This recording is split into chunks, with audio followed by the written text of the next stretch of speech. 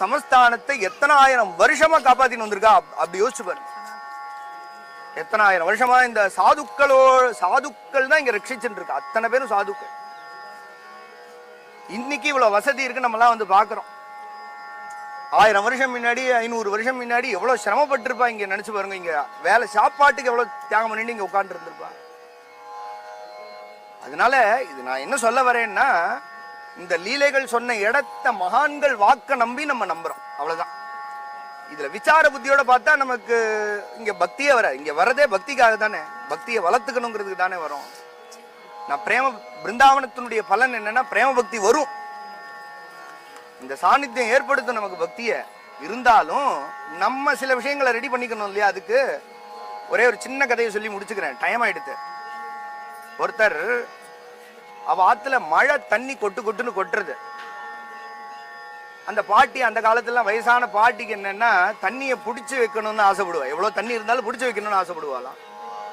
தண்ணி கொட்டுன்னு கொட்டின்னு இருக்கு. இவ அண்டாவை தூக்கி வைக்கிறா. தண்ணி ரொம்பவே இல்லை. என்னடான்னு பார்த்தா பாத்திரத்தை கவுத்தி வச்சுட்டா. புரியுறத நான் சொல்றது?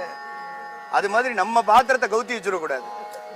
இங்க வந்தா அதுக்கு தகுந்த மாதிரி நம்ம தயாராகிக்கணும் இல்லையா. அப்பதானே இந்த கிருஷ்ணனை பூர்ணமா அனுபவிக்க முடியும். அதனால இது ஒரு பெரிய பாக்கியம் நமக்கு.